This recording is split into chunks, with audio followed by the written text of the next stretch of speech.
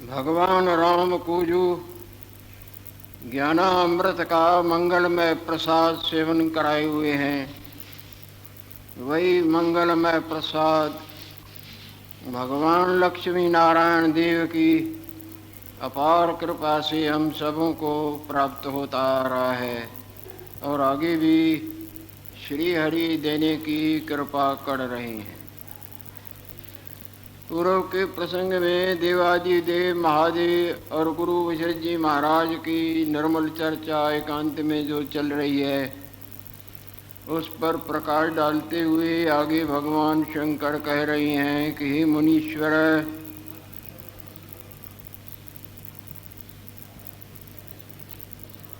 जितने भी कार्य हैं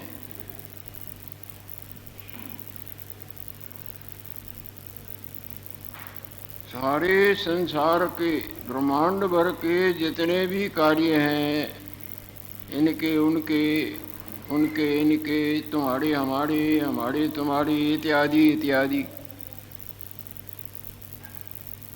सब उसी दैव कर सिद्ध होते हैं।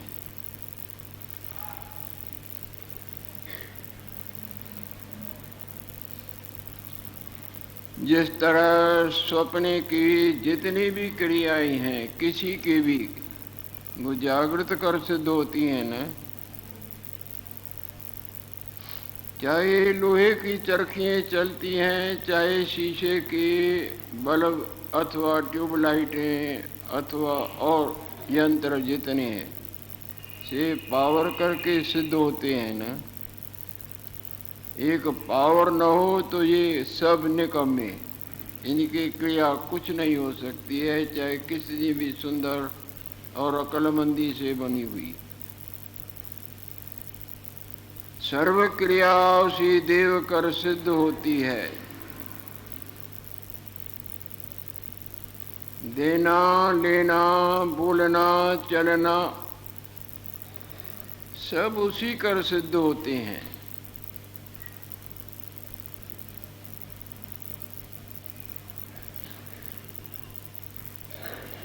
भगवान सूर्य नारायण का प्रकाश भी उसी कर, दैव कर, चैतन्य कर, अचेत चिन्मात्र कर सिद्ध होता है।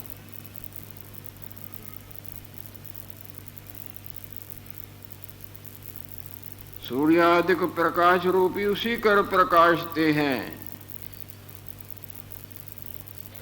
वो सर्व ज्योतियों की ज्योति है, जिसको आत्म ज्योति करके समझाने के लिए वर्णन किया जाता है। जो ज्योतियों का ज्योति है, सबसे प्रथम जो भासता अक्षर अनामय शुद्ध संबित सर्व विश्व प्रकाशता।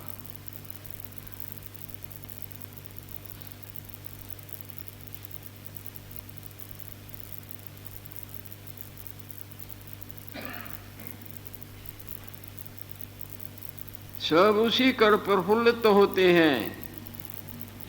जैसे नील कमल हो अथवा रक्त कमल हो, सब सूर्य नारायण कर प्रफुल्लित होते हैं ना। ऐसे नहीं कि रक्त कमल भगवान सूर्य नारायण कर प्रफुल्लित होते हैं और नील नहीं। सारे कमल भगवान भास्कर देव प्रफुल्लित होते हैं ना। इसी तरह आत्मा कर, चिन्मात्र तत्व कर, क्या अंधकार क्या प्रकाश दोनों ही सिद्ध होते हैं। स्वप्ने का जड़ भी जागृत कर और स्वप्ने वाले चलने फिरने चैतन्य भी जागृत कर सिद्ध होते हैं ना।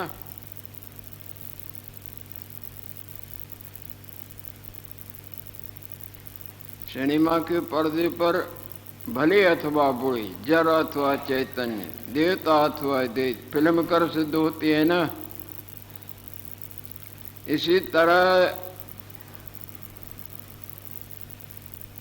अचेत चिन्मात्र तत्व, जिसको चिदाकाश या चैतन्य करके वर्णन करते आ रहे हैं, ये सब उसी कर सिद्ध होते हैं।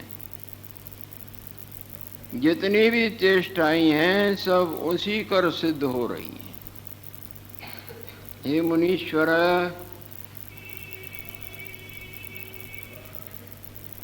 जिस तरह हवा से धूल उड़ती है ना, हवा न हो तो धूल उड़ेगी क्या? हवा से धूल उड़ती है। इसी तरह चैतन्य रूपी धूली कर ये त्रिलोकी रूपी धूल उड़ती रहती है। कितना गंभीर बोल रही। चैतन्य रूपी धूली कर ये अनंत त्रिलोकियों रूपी धूल उड़ती रहती है। त्रिलोकी रूपी धूल चैतन्य रूपी वायु कर उड़ती है।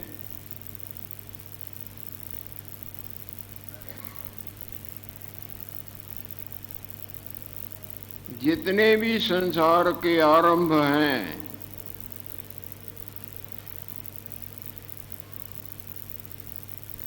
इन ब्रह्मांड भर के, अनंत ब्रह्मांडों भर के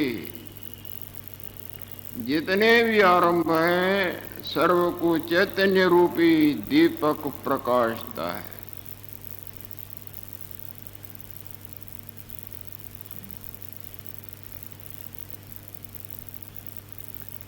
जिस तरह सिनेमा के पर्दे पर दैत्य अथवा दैत्य, देवता, मानव, जड़, चैतन्य सबको वो फिल्म की छाया के पीछे जो दीपक है, ज्योति है, वो प्रकाशती है ना।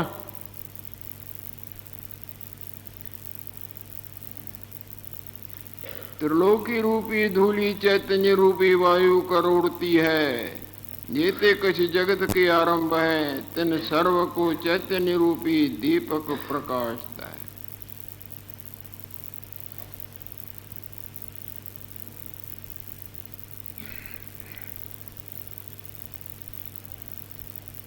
जैसे फूल के सिंचने कर बेल प्रफुल्लित होती है और फूल फल को प्रकट करती है। फूल की जड़ को जब पानी देते हैं तो वो बेल प्रकट होती है, और वो बेल ही तो अनंत फूल, पत्ते इत्यादि इत्यादि दिखाती है।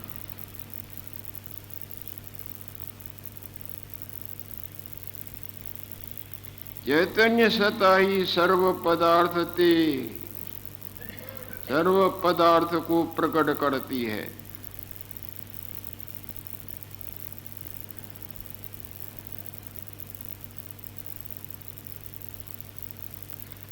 सबकी सत्ता, सबका है पना, अस्तित्व दैव कर सिद्ध होता है।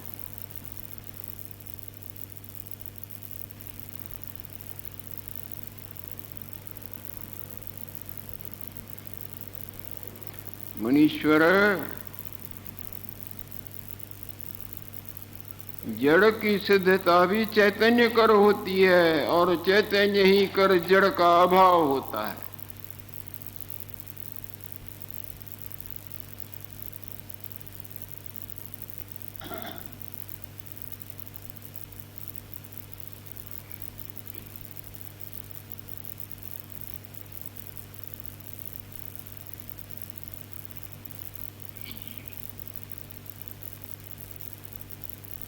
जैसे प्रकाश कर अंधकार सिद्ध होता है, एक कर दो सिद्ध होते हैं ना। प्रकाश, इसका मतलब अंधकार भी है ना। प्रकाश ही कर अंधकार सिद्ध होता है, और अंधकार ही कर प्रकाश, और प्रकाश ही कर, जैसे प्रकाश ही कर अंधकार सिद्ध होता है, और प्रकाश ही कर अंधकार का अभाव होता है।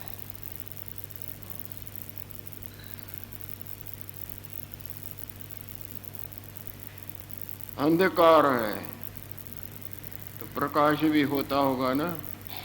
प्रकाश है अंधकार भी होता होगा ना।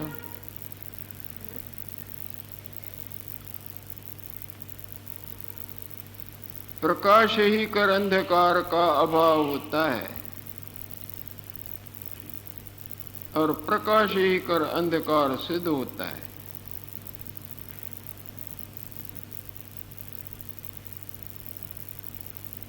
तैसे सर्व देह चैतन्य कर सिद्ध होते हैं।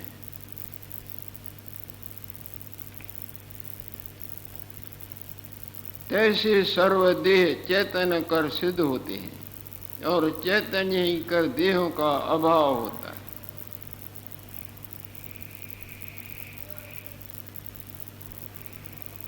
और चैतन्य भी उसी कर होता है, शव भी उसी कर होता है।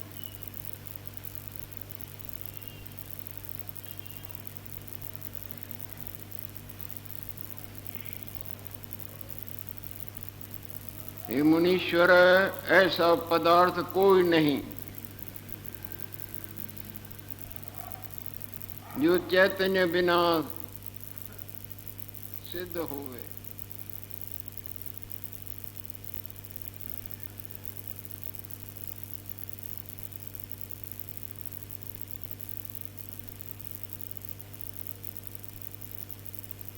ऐसा पदार्थ को नहीं जो चैतन्य बिना सिद्ध होवे।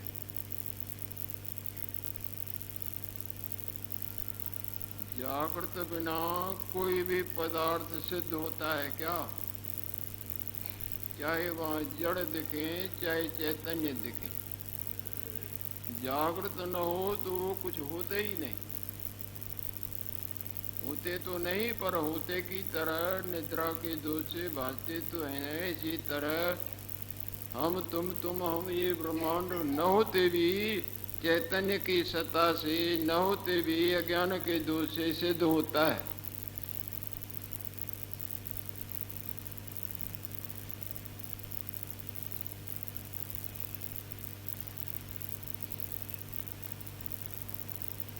ऐसा पदार्थ को नहीं जो चैतन्य बिना सिद्ध होवे। जो कोई पदार्थ है सो आत्मा ही कर सिद्ध होता है। चाहे छोटे बुदबुदे हैं, चाहे बड़े, चाहे लहर जाए झाग, पानी कर सिद्ध होते हैं। ऐसा कोई भी बुदबुदा या लहर नहीं होगी जो पानी के बिना सिद्ध होए।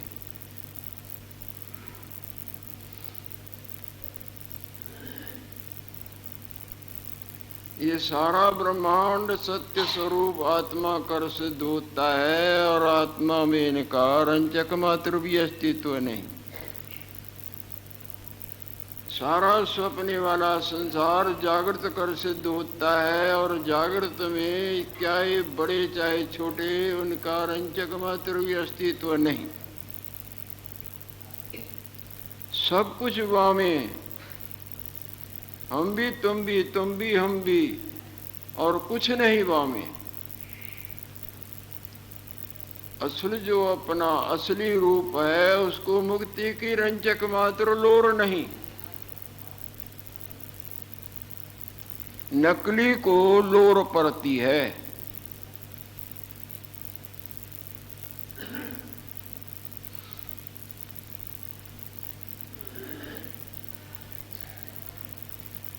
अपने आप का भूलना, एक का दूसरा मानना जानना, इसको भूल के अंदर जो अनंत प्रकार के उतार चढ़ाव हैं उनसे छुटकारे की लोड़ पड़ती है।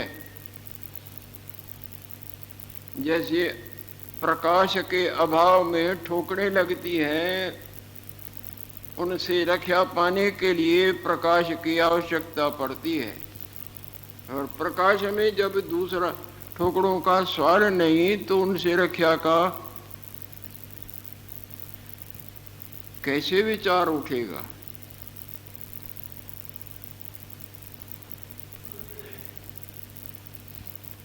और अंधकार प्रकाश में कुछ अस्तित्व नहीं रखता। जैसे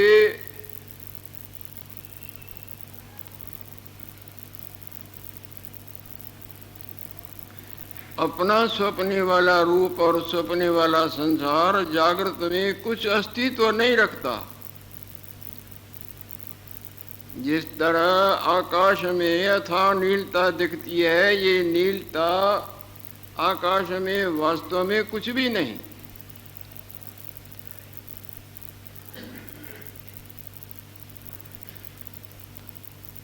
इसी तरह आत्मस्वरूप में ये हमारा अपना आप जो जन्म मानता है और दुखी सुखी अनुभव करता है और छूटने की इच्छा करता है और उसकी पूर्ति के लिए अनंत साधनों रूपी इंद्रियों मन इत्यादि की छलांगों पर छलांगे मारता है, वास्तव में अपने आप में इनका अस्तित्व रंचक मात्र नहीं।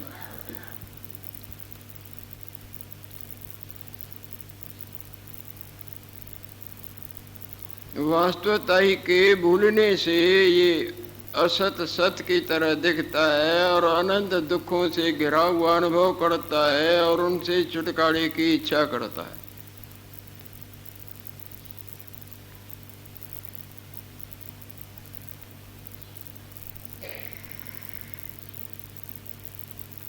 सर्वदेह चैतन्य कर सिद्ध होते हैं और चैतन्य ही कर देहों का अभाव होता है। चैतन्य भी उसी कर होता है।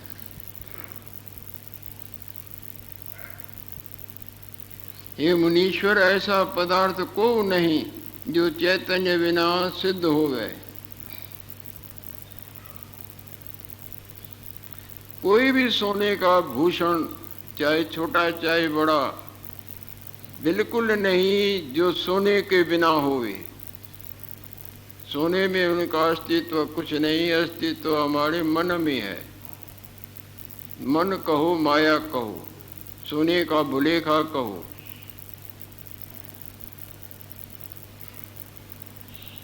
अगर उससे सोने को अलग कर दें तो उसका रूप नाम कुछ न दिखेगा। तो अच्छा हो ही तो दिखे ना।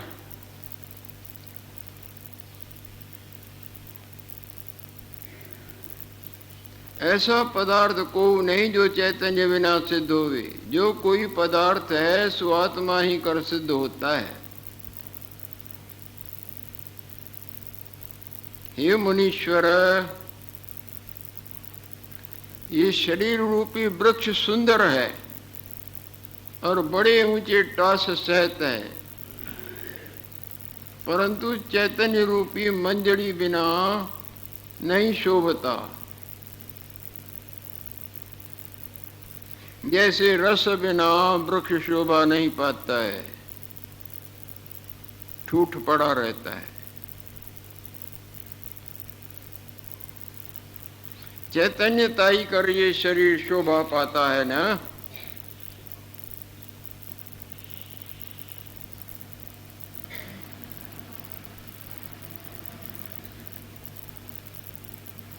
जैसे रस बिना वृक्ष नहीं शोभता, तैसे चैतन्य बिना शरीर भी नहीं शोभता।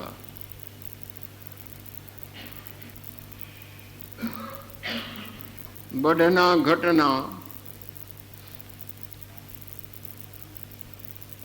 ये जो विकार हैं, बढ़ना घटना आदि के जो विकार हैं सो भी एक आत्मा कर सिद्ध होते हैं।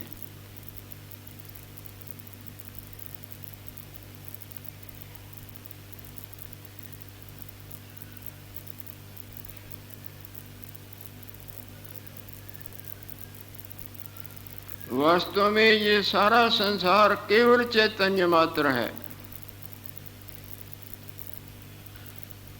और अपने आप में स्थित है।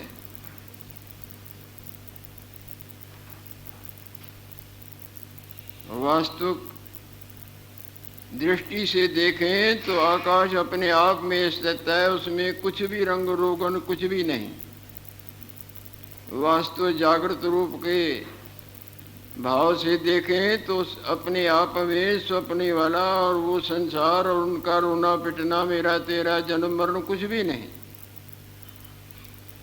वास्तव दृष्टि से देखें तो सूर्य नारायण में अंधकार रंचक मात्र नहीं, और कमजोर दृष्टि से देखें तो अंधकार आ जाता है।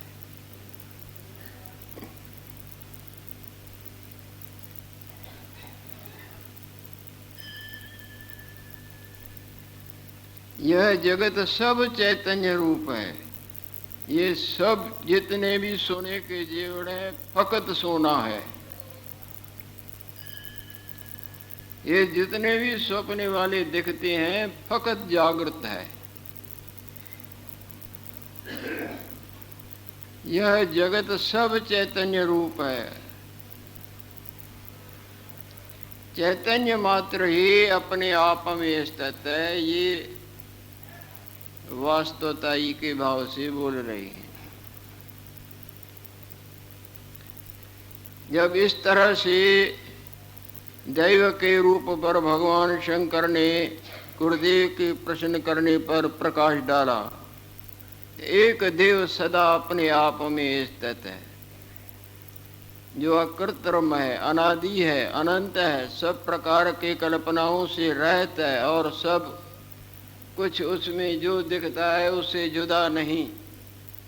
ऐसे देव में जुड़े रहना, ऐसे देव को सर्वत्र देखना और बुध साम्य और शम रूपी फूलों से उसका पूजन करना, उससे दैव प्रसन्न हो जाता है, जिनका ऊपर बहुत वर्णन हो चुका है।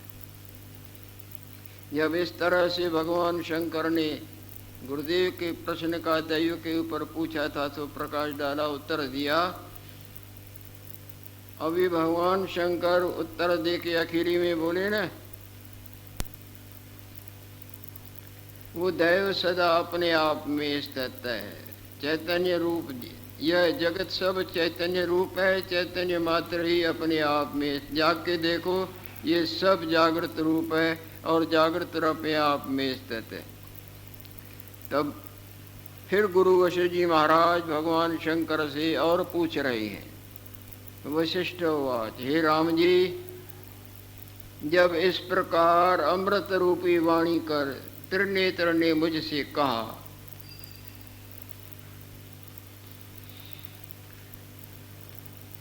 राम भगवान से समझा कह रही हैं, जो प्राचीन कवि भगवान शंकर से उनकी प्रश्नोत्तर वही गंगा की धार चली थी। जब इस प्रकार अमृत रूपी वाणी कर त्रिनेत्र ने मुझसे कहा, तब मैं अमृत रूपी भले प्रकार वाणी कर पूछत हुए मैं भी उनसे बड़ी नम्रता से प्रेम पूर्वक, जो हृदय को प्रसन्न करने वाली वाणी, बुद्धिमान बुद्धिमता के बाद से प्रसन्न होते हैं। चंचल प्रकृति के चंचलताई की बातों से प्रसन्न होते हैं, विकारी विकार वाली बातों से प्रसन्न होते हैं और समझदार की बात से, समझदारी की बात से प्रसन्न होते हैं। जैसे ही आदर से वास्तवताई पर प्रकाश डाला, इसी तरह और प्रकाश गुरुदेव बड़ी नम्रता और मधुरता से भगवान शंकर से चाहते हैं, पूछ रहे हैं। जब इस प्रकार अमृत रूपी वाणी कर त्रिनेत्र ने मुझसे कहा, तब मैं अमृत रूपी भले यानी नम्रता पूर्वक स्नेह पूर्वक भले प्रकार वाणी कर पूछत भया, हे देव, जब सब एक चैतन्य ही चैतन्य है, ब्रह्म ही ब्रह्म है, परमात्मा ही परमात्मा है, जब सर्वगत चैतन्य देव व्यापक रूप स्थित है, आप ही आप है, दूसरा है नहीं, और चैतन्य ही बड़े विस्तार को प्राप्त हुआ है,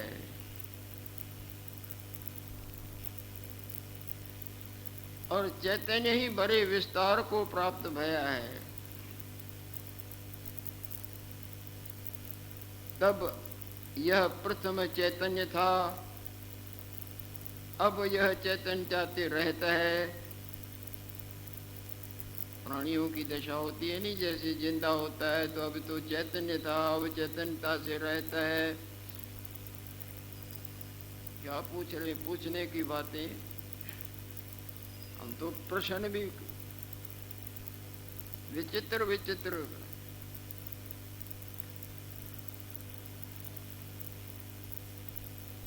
तब यह प्रथम चैतन्य था, अब यह चैतन्यता से रहता है, यह कल्पना का सब लोगों में प्रत्यक्ष अनुभव कैसे होता है? सामने देखते हैं कि अब चैतन्यता से रहते हैं, सब लोगों को यह अनुभव होता है।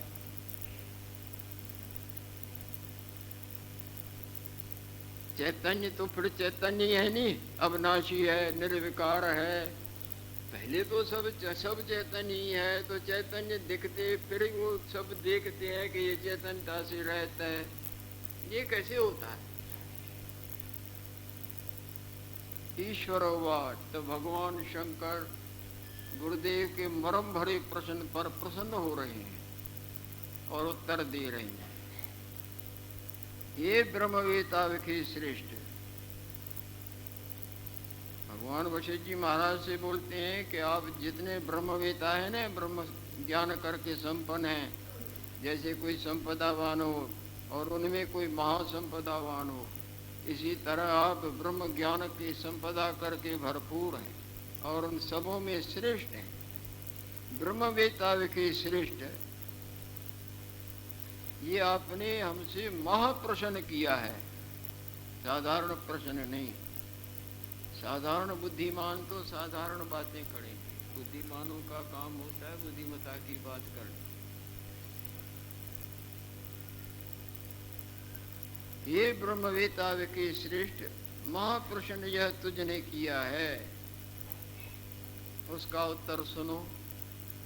ये ब्राह्मण, इस शरीर में दो चैतन्य स्थित हैं।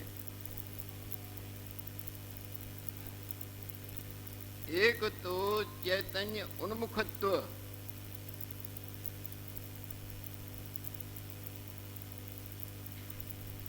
एक निर्विकल्प आत्मा है।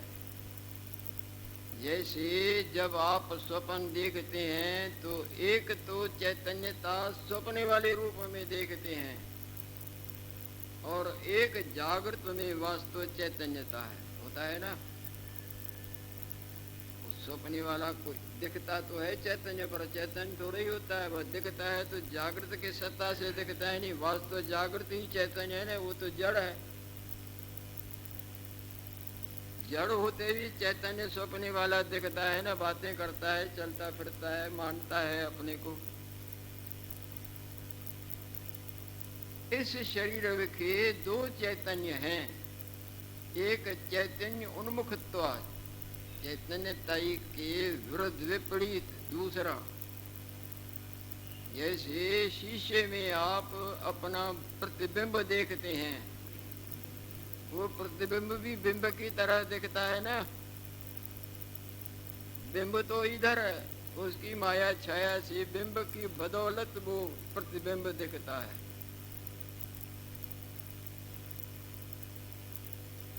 इस शरीर के दो चैतन्य, एक चैतन्य उन्मुख तो रूप, एक निर्विकल्प आत्मा है। चैतन्य उन्मुखत्व दृश्य साथ मिला हुआ है। चैतन्य की छाया रूप चैतन्य स्वप्ने वाले संसार के को चैतन्यताई के भाव से दिखता है, उसको जीव कहते हैं। जागृत आत्म चैतन्य के भुलेखे शेष मायामय रूप में चैतन्यता का अनुभव होता है, इसको जीव कहते हैं। जैसे बिंब का प्रतिबिंब उसको भी बिंब की तरह दिखता है, अपना सारा रूप दिखता है, पर उसको प्रतिबिंब बोलते हैं। प्रतिबिंब का प्रकट होना और अस्त होना, बनना और मिटना दिखता है, पर बिंब उनकी बदौलत न मिटता है न बनता है, वो सदा जैसे का तैसा है।